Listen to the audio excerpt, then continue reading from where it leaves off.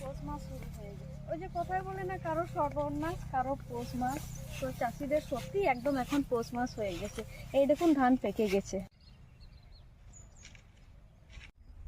ঠিক আছে, এখানে প্রচুর গাছ আছে, দেখি ঢেকের মধ্যে হয়েছে।